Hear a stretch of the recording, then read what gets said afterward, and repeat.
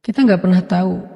Bisa jadi kita sukses itu sebagai balasan dari Allah karena kesabaran kita di rumah. Kita nggak pernah tahu.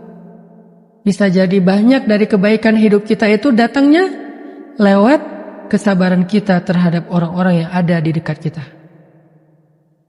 Sehingga ketika kita lari dari masalah itu, ketika kita lari berputus asa dari ujian itu, mencoba untuk mencari sesuatu yang lebih nyaman, bisa jadi Allah juga akan mencabut keberkahan dan kebaikan yang selama ini Allah berikan kepada kita. Buat teman-teman yang ingin mendengarkan kajian langsung dari Ustadz Hanan Attaqi, teman-teman bisa mengikuti cara ini. Pertama, ketika mengklik atau memutar videonya, maka teman-teman langsung klik deskripsi dari video ini. Kemudian teman-teman bisa lihat di deskripsinya ada tulisan berwarna biru. Nah, itu diklik sesuai dengan penjelasannya. Atau teman-teman bisa scroll ke bawah seperti ini. Nah, di sini ada segmen atau bagian. Nah, kalau teman-teman ingin langsung mendengarkan kajian Ustadz Hanan Attaqi, nah di sini ada segmen bagian kajian Ustadz Hanan Attaqi. Tinggal klik, maka akan langsung secara otomatis Bismillahirrahmanirrahim. Assalamualaikum warahmatullahi wabarakatuh. Semoga bermanfaat. Suatu ketika Allah Subhanahu Bismillahirrahmanirrahim. Bismillahirrahmanirrahim. Assalamualaikum warahmatullahi wabarakatuh. Sampurasun kasadayana kumaha damang. Bagaimana kabar teman-teman semuanya? Semoga dalam keadaan sehat walafiat dan selalu ada dalam lindungan Allah Subhanahu wa taala. Teman-teman semuanya, puji syukur kita panjatkan pada Allah. Pada kesempatan kali ini saya Kang Deha kembali bisa lagi menyapa teman-teman semuanya dan bisa bersilaturahim dengan teman-teman semuanya melalui channel Din Hijrah ini. Dan adapun pada kesempatan kali ini, alhamdulillah channel Din Hijrah kembali akan menyajikan sebuah kajian singkat yang akan disampaikan oleh Ustadz Hanan Attaqi yang berjudul Hikmah di Balik Sabar, ya teman-teman. Berbicara tentang sabar ya teman-teman, sabar itu merupakan salah satu kebiasaan atau sifat ya dari orang-orang yang bertakwa kepada Allah Subhanahu wa taala, sehingga Allah sangat memuji bagi siapapun hamba yang dia itu bersabar. Jika kita mengutip dari beberapa ayat Al-Quran ya teman-teman, jadi sabar itu merupakan salah satu tema tersendiri ya teman-teman di dalam Al-Quran ya. Jadi ada kurang lebih 104 ya, kalau misalkan salah dikoreksi ya, 104 kata sabar ya yang terdiri dalam Al-Quran. Berarti betapa pentingnya sabar ini ya yang harus dimiliki oleh seorang mukmin muslim tentunya ya, yang dia beriman kepada Allah dan bertakwa kepada Allah Subhanahu wa taala. Jadi sebenarnya kalau misalnya kita berbicara tentang sabar itu sangat luas ya teman-teman, dan sangat panjang sekali penjabarannya. Tapi di sini Kang Dia juga akan sedikit menambahkan terkait dengan 5 hikmah di balik sabar ya teman-teman. Ya, kata sabar itu seperti yang sudah diungkapkan tadi, ada 104 ya kurang lebih kata sabar dalam Al-Quran. Nah, salah satunya adalah di surat Al-Baqarah ya, ayat 153 ya teman-teman. Jadi di surat Al-Baqarah surat kedua ayat 153. Nah, di situ Allah mengatakan a'udzubillahi minasyaitonirrajim, bismillahirrahmanirrahim, ya ayyuhalladzina amanu ista'inu bis-sabri wassalah. Ya, jadi wahai orang yang beriman, kata Allah, mohonlah engkau kepada Allah ya dengan sabar dan juga sholat. Nah, ini disandingkan ya teman-teman. Kemudian Allah mengakhiri kalimat di ayat ini adalah innallaha ma'as-sabirin, sungguhnya Allah bersama orang-orang yang sabar. Nah, dan sabar ini biasanya teman-teman kalau kita lihat di 154-nya itu memang berhubungan dengan suatu ujian ya teman-teman, ujian yang diberikan kepada seorang hamba tentunya ya. Dan ujian itu kalau di surat Al-Baqarah ya ayat 154-nya tentu ujiannya bukan suatu hal yang menyenangkan ya kalau di sini mah ya, tapi suatu hal yang tidak menyenangkan, misalkan kekurangan buah-buahan ya, kekurangan harta dan lain sebagainya gitu ya. Nah, kemudian kata Allah di situ ada wabasyiris sabirin ya, dan berikanlah kabar gembira kepada orang-orang yang sabar ya. Siapa orang yang sabar? Lanjutin ya. Alladzina idza asabatum musibah qalu inna lillahi wa inna ilaihi rajiun. Nah, di ayat yang berikutnya justru definisi sabar itu lebih mengkerucut lagi, yaitu adalah ketika dia mendapatkan sebuah musibah dari Allah Subhanahu wa taala, maka dia mengembalikannya kepada Allah Subhanahu wa taala. Nah, artinya betapa besar sekali pahala sabar ini, bahkan Rasulullah menjanjikan bahwa siapapun yang sabar itu akan masuk surga gitu ya. Tentu sabarnya sabar versi Allah, tentu sabarnya versi Rasul gitu ya teman-teman. Nah, sekarang kita coba bahas ya salah satu hikmah ya. Kita bahas 5 saja teman-teman. Jadi 5 hikmah dari kata sabar ya, atau 5 hikmah dari sabar itu sendiri ya teman-teman. Yang pertama kita bisa mengutip ya teman-teman dari surat Al-Baqarah yang ini ya, Al-Baqarah lanjutannya berarti ya 156 sampai 157 ya. Jadi sabar ya, sabar itu ya yang pertama sebagai ciri dari orang yang bertakwa ya teman-teman ya. Jadi sabar itu adalah sebagai ciri orang yang bertakwa. Ya. Siapa dia orang yang bertakwa? Ya, orang bertakwa itu berarti orang yang dia itu senantiasa taat kepada Allah Subhanahu wa taala, menjalankan semua perintahnya dan menjauhi semua larangannya ya teman-teman. Nah, ini bisa dilihat di surat Al-Baqarah ya. Surat Al-Baqarah ayat 156, tentu lanjutan dari ayat ini ya. Surat Al-Baqarah ayat 156 ya sampai ayat 157 ya teman-teman.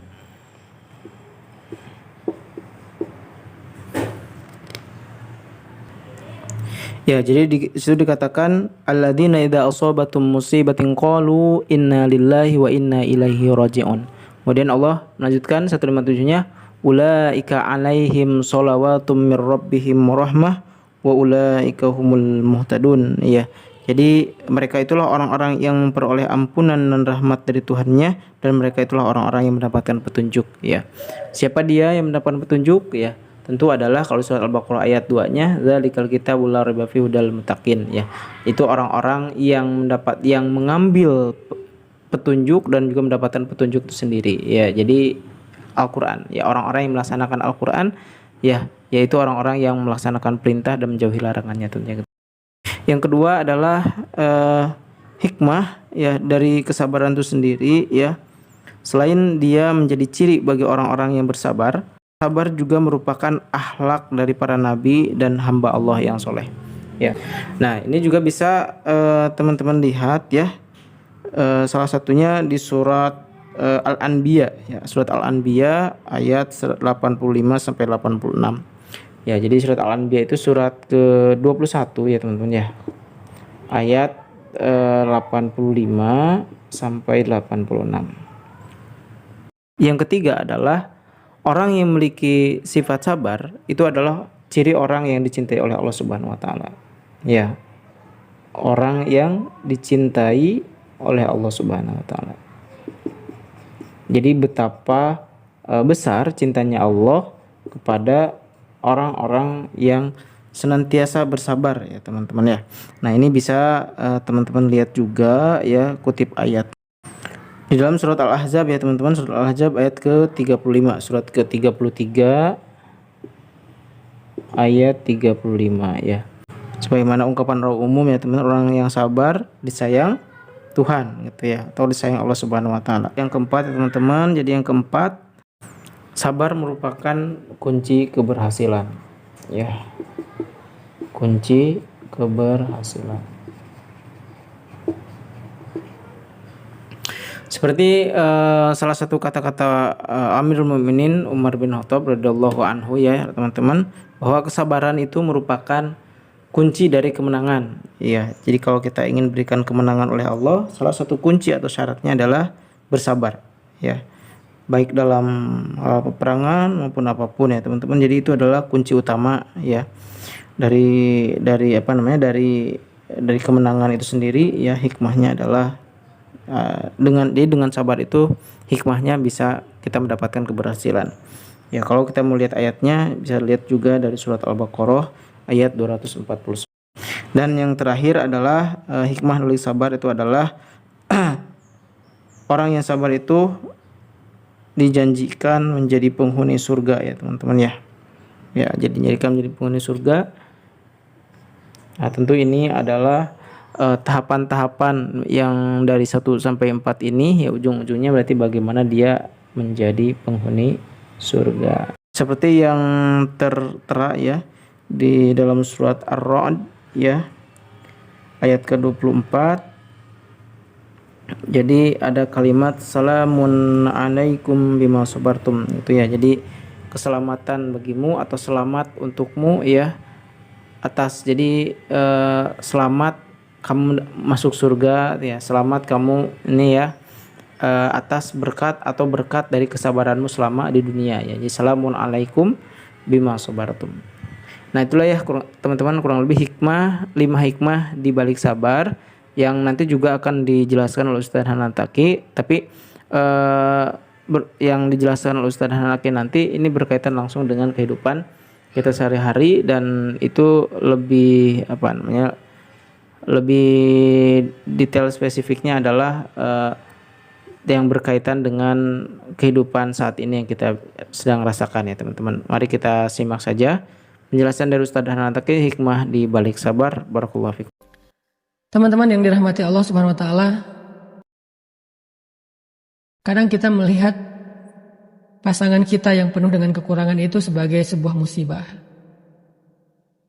Kadang kita melihat anak kita yang punya masalah, kekurangan itu sebagai sebuah musibah.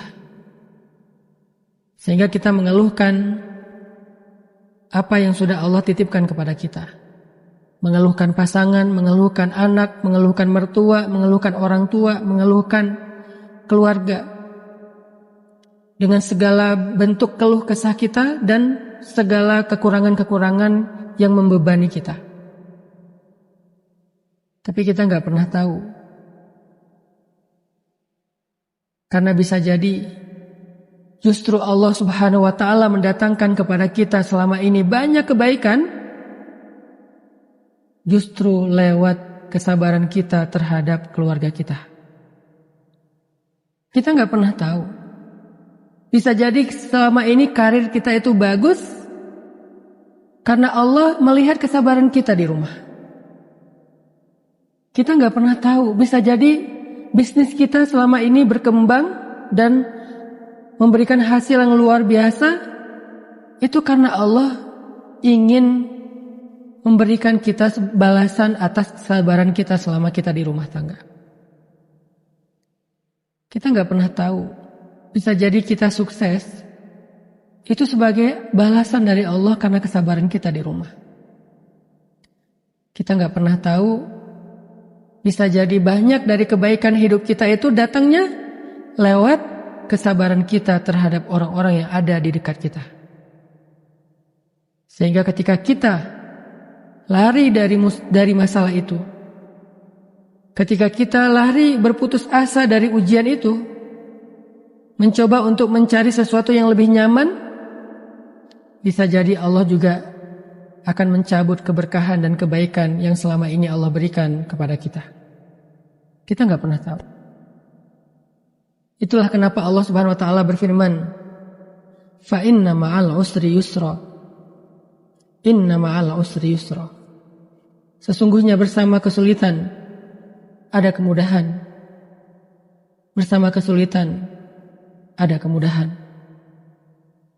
Bersama istri yang suka ngomel, Allah datangkan kemuliaan. Bersama seorang anak yang punya kebutuhan khusus, Allah datangkan rezeki. Bersama suami yang pemarah, Allah datangkan kemuliaan. Seperti Allah memuliakan Asiyah karena suaminya. Kalau Asiyah tidak punya suami seperti Firaun, lalu dia bersabar atas kedurhakaan suaminya, mungkin Asiyah tidak menjadi perempuan yang istimewa. Bisa jadi Sayyidah Maryam, kalau tidak diuji dengan punya anak tanpa punya suami, lalu dihujat, dicela, dihina, dibuli oleh masyarakatnya, mungkin Sayyidah Maryam tidak menjadi perempuan istimewa. Kalau Sayyidah Aisyah tidak diuji dengan sifat cemburu yang luar biasa terhadap istri-istri Nabi yang lain, mungkin Sayyidah Aisyah tidak menjadi perempuan istimewa. Sayyidah Fatimah kalau tidak diuji dengan seorang suami yang miskin seperti Ali, udah miskin sibuk pula untuk berdakwah sehingga dia tidak memberikan nafkah yang cukup buat Fatimah. Berkali-kali Fatimah merasa berat untuk menafkahi dan membesarkan anak-anaknya sendiri, sedangkan Ali sibuk sering keluar kota untuk berdakwah. Mungkin Fatimah tidak akan menjadi perempuan istimewa. Bisa jadi keistimewaan yang kita dapatkan dalam hidup selama ini, apakah itu rezeki, karir, kemuliaan, kehormatan, yang pastinya keistimewaan di dalam pandangan Allah, bisa jadi semua itu kita dapatkan bersama dengan kesulitan yang Allah berikan dalam kehidupan kita. Bisa jadi semua kebaikan hidup yang selama ini kita rasakan datangnya melalui ujian-ujian yang selama ini kita rasakan. Fa inna ma'al usri yusra. Inna ma'al usri yusra. Makanya belajar dari Abdullah Al-Quraisy, bersabarlah terhadap pasangan kita. Teruslah meminta kepada Allah agar Allah memberinya petunjuk, agar Allah memberinya hidayah. Bersabarlah terhadap anak kita. Jangan berputus asa, karena Allah yang maha menyembuhkan, Allah yang maha memberikan petunjuk, Allah yang maha mengubah segala sesuatu. Kun fayakun. Jangan berputus asa. Lihatlah di sekeliling kita. Bukankah nikmat yang Allah berikan kepada kita lebih besar daripada ujian? Sehingga ketika Nabi merasa sedih karena kehilangan putra kesayangannya, Allah Subhanahu wa taala berfirman, "Inna a'tainakal kautsar." Al-Kautsar, nikmat yang sangat banyak. Allah ingin Nabi itu melihat nikmat yang ada di sekitar beliau, dalam kehidupan beliau jauh lebih besar, lebih banyak daripada ujian yang Allah berikan kepada beliau. Dan nikmat yang paling besar yang Allah berikan kepada beliau adalah nikmat risalah, nikmat kenabian, nikmat dijamin masuk surga, nikmat menjadi kekasih Allah satu-satunya di antara manusia, yang disandingkan namanya dengan nama Allah. Al-Kautsar.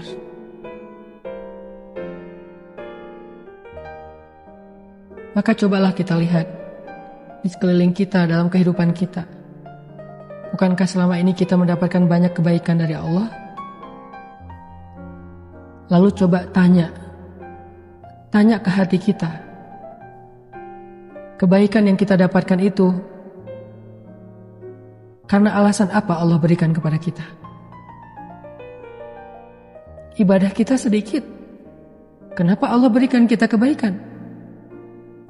Dosa-dosa kita banyak, dosa-dosa kita di masa lalu berlimpah, kenapa Allah masih kasih kita kebaikan?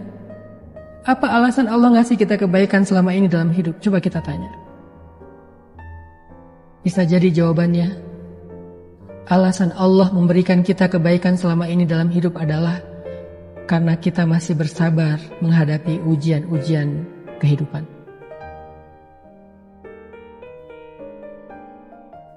Begitu kita berputus asa, lari dari ujian itu, bisa jadi di waktu yang sama Allah juga akan mencabut satu persatu dari kebaikan hidup kita. Jangan lari dari ujian Allah, tapi berusahalah untuk mencari jalan keluar, tapi jangan lari. Jangan menghindar, jangan berputus asa. Karena ketika kita berputus asa dalam bersabar menghadapi ujian, saat itu juga Allah mencabut status kita sebagai orang yang sabar dan mengangkat kembali kebaikan-kebaikan yang Allah berikan dalam kehidupan kita. Oke teman-teman semuanya, potong sebentar ya teman-teman. Jadi tadi Ustadz Hanan Attaqi sudah membahas terkait dengan hikmah balik sabar ya. Jadi dikatakan kadang-kadang memang kita suka mengeluhkan ya dengan apa yang terjadi terhadap diri kita, dengan ujian-ujian yang Allah berikan kepada kita ya, atau terhadap titipan-titipan yang Allah telah titipkan kepada kita ya. Padahal tadi kata Ustadz Hanataki, boleh jadi kesuksesan kita, keberhasilan kita ya, itu dan lain sebagainya, dan kebaikan-kebaikan yang didapatkan oleh kita selama ini justru bisa jadi itu datangnya dari beberapa kesabaran yang kita lakukan atau dari kesabaran orang-orang sekitar kita ya teman-teman. Maka di sini pesannya adalah ketika kita menghadapi suatu ujian, suatu musibah ya, jadi jangan sampai kita tuh lari ya dari ujian tersebut, maka hadapilah dengan sabar ya. Kalau di surat Al-Baqarah tadi kan ista'inu bis-sabri was-shalah, justru dengan sabar kemudian kita sholat ya, memperbanyak amal soleh, memperbanyak sholat kepada Allah Subhanahu wa taala. Maka kalau kita lari ya dari ujian tersebut ya, dari cobaan tersebut ya, justru kita akan kehilangan salah satu hikmah ya, kehilangan rahmat dari Allah Subhanahu wa taala. Makanya ciri orang yang bersabar itu adalah orang yang dia senantiasa yakin, optimis terhadap rahmat Allah Subhanahu wa taala. Makanya kan jangan sampai kita tuh berputus asa dari rahmat Allah Subhanahu wa taala ya. Oke ya teman-teman, mari kita lanjutkan ya pembahasan dari Ustadz Hanataki, sedikit lagi pembahasannya sampai selesai. Dulu di masa tabi'in itu ada sebuah cerita, seorang laki-laki namanya Abdullah Al-Quraisy. Abdullah Al-Quraisy ini adalah seorang suami, seorang laki-laki yang punya istri sangat pemarah. Dia punya pasangan sangat pemarah. Setiap hari kerjanya marah-marah.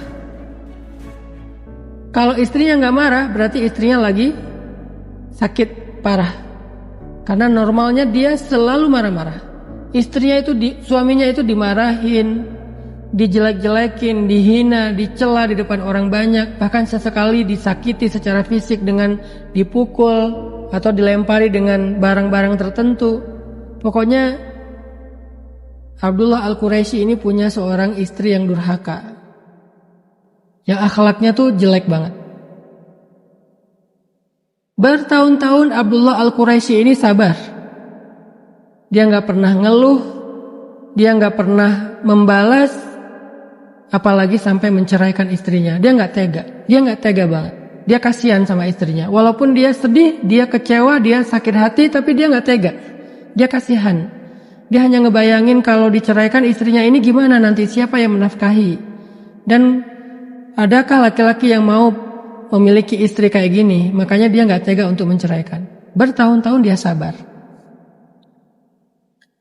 Sampai satu hari dia udah gak tahan lagi, karena mungkin ini puncaknya, mungkin ini istrinya kali ini marahnya luar biasa, sampai akhirnya Abdullah Al-Quraisy udah gak tahan dengan istrinya.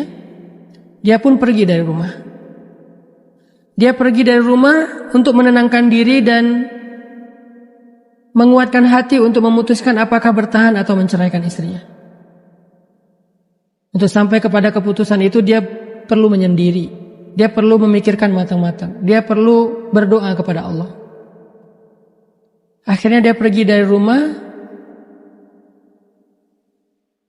Dia masuk ke sebuah masjid kecil yang ada di pinggir kota. Dia berniat untuk itikaf di masjid itu.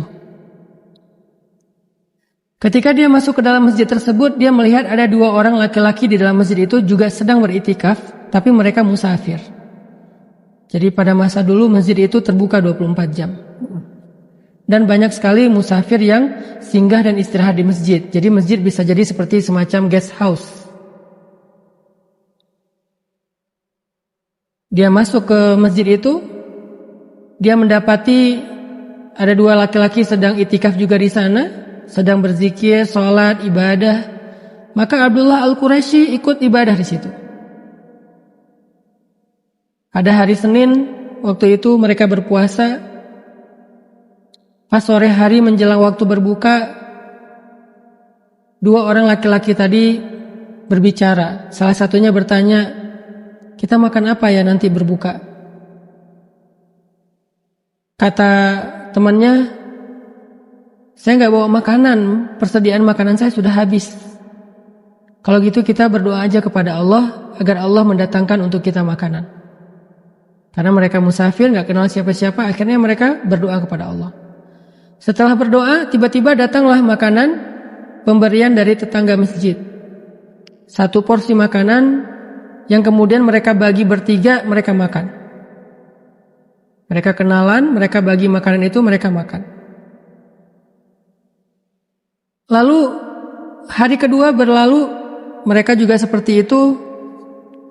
Kemudian pas sore hari mereka lapar, malam hari mereka lapar, mereka berdoa, ya Allah, kami lapar belum makan seharian. Akhirnya datang lagi tetangga memberi mereka makanan 1 porsi untuk dibagi bertiga. Hari ketiga, 2 orang laki-laki tadi bilang, ini adalah giliran kamu yang berdoa kepada Abdullah Al-Quraisy. Berdoalah supaya Allah memberikan kita makanan. Di malam hari, ketika mereka udah lapar banget, Abdullah Al-Quraisy berdoa, ya Allah, beri saya makanan, beri kami makanan. Sehingga akhirnya setelah Abdullah Al-Quraisy berdoa, tiba-tiba banyak orang datang ke masjid memberi makanan. 1 persatu datang, ini makanan untuk kalian. Datang orang kedua, orang ketiga, orang keempat, terus datang memberi mereka makanan sampai akhirnya makanannya berlimpah. 2 laki-laki yang pertama tadi kaget, loh, banyak sekali makanan. Siapa orang yang soleh ini ketika dia berdoa sampai Allah memberikan rezeki yang sangat berlimpah? Akhirnya karena makanannya kebanyakan, mereka bagi-bagi lagi ke tetangga. Di malam hari, ketika mereka, keesokan hari ketika mereka udah selesai sholat subuh, mereka bertanya kepada Abdullah Al-Quraisy, ya fulan,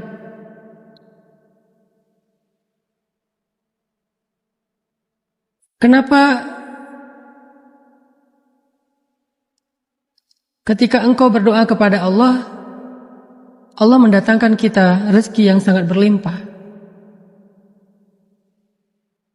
Siapakah engkau? Siapa namamu?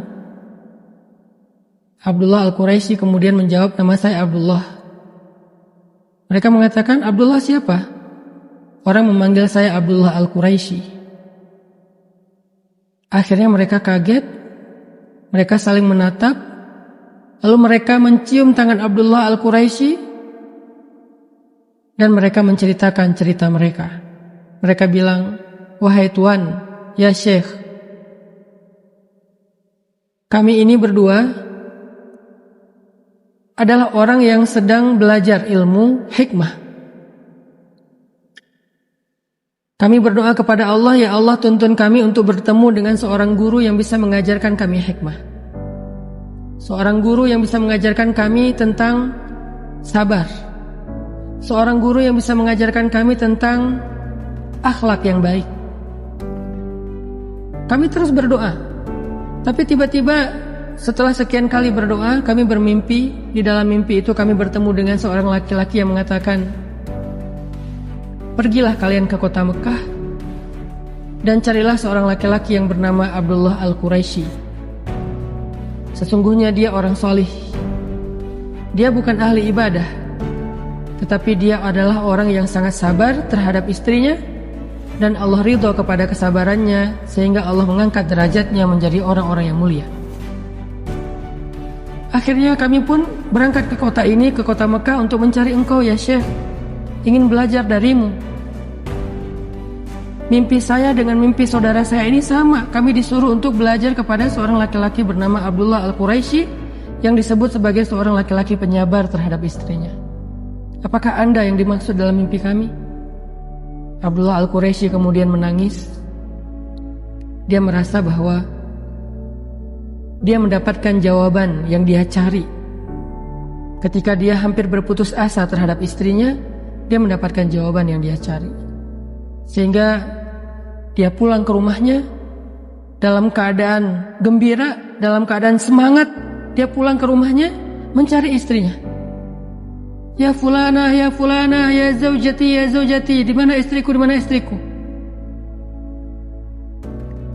Dia mencari istrinya. Setelah beberapa hari dia tinggalkan, Ketika dia datang ke rumah, sampai di rumahnya dia melihat banyak orang berkerumun di rumahnya. Dia masuk ke dalam rumahnya, dia bertanya, di mana istri saya? Semua orang diam. Ketika dia sampai di dalam rumahnya, dia melihat istrinya sudah wafat. Menangis Abdullah Al-Quraisy mengetahui istrinya sudah wafat. Padahal tadi dia meninggalkan istrinya karena udah gak kuat dengan omelan istrinya. Hampir berputus asa dan ingin menceraikan istrinya. Tetapi setelah dia tahu hikmah dari kesabarannya, dia merasa beruntung punya istri yang suka ngomel, istri yang pemarah. Tetapi setelah dia sampai di rumah, dia baru tahu ternyata istrinya sudah. Baik teman-teman semuanya, itulah tadi ya kisahnya teman-teman. Hikmah di balik sabar ini kita bisa menyimak tadi ya, dan bisa mengambil pelajaran dari kisah Abdullah Al-Quraisy tadi ya, yang dia ternyata memiliki istri yang sangat durhaka ya terhadapnya, namun beliau tetap sabar bertahun-tahun, dan dia merasa kasihan justru terhadap istrinya karena mungkin orang lain tidak akan sanggup ya menghadapi istrinya tersebut gitu ya teman-teman. Walaupun tadi ya, ada suatu masa atau suatu ketika, suatu waktu bahwa beliau sudah merasa tidak sanggup lagi gitu ya, dan ternyata Allah menyelamatkannya ya dengan memberikan hikmah-hikmah di balik kesabaran-kesabaran yang telah beliau pertahankan selama ini, dengan dipertemukan dengan dua orang laki-laki yang justru beliau bermimpi ya bertemu dengan Abdullah Al-Quraisy ini untuk bisa belajar hikmah, belajar ilmu sabar dan lain sebagainya justru kepada beliau. Nah teman-teman, artinya apa teman-teman semuanya? Sabar itu memang tidak ada batasnya ya teman-teman, karena pahala sabar itu memang tanpa batas juga ya, sehingga sabar tidak ada batasnya. Allah juga mengatakan surat Az-Zumar, sesungguhnya hanya orang-orang yang sabar yang disempurnakan pahalanya tanpa batas. Jadi kita tetap sabar ya teman-teman, sabar dalam menghadapi musibah, sabar dalam menjalankan ibadah, sabar dalam menahan diri untuk tidak bermaksiat kepada Allah Subhanahu wa taala. Sekiranya kehidupan dunia ini mudah, maka Allah tidak akan menjadikan pahala bagi orang-orang yang bersabar itu sangat besar gitu ya teman-teman. Jadi kenapa pahala ya? Oke, itu saja ya teman-teman yang bisa disimpulkan pada kesempatan kajian kali ini. Mudah-mudahan ada banyak sekali manfaatnya yang bisa teman-teman ambil dan kita pelajari, dan ilmunya bisa kita amalkan, dan semoga ini menjadi amal jariah buat kita semuanya. Jangan lupa disebarluaskan kepada teman-teman yang lainnya, semoga ini menjadi amal ladang pahala buat kita. Barakallahu fikum. Terima kasih. Assalamualaikum warahmatullahi wabarakatuh.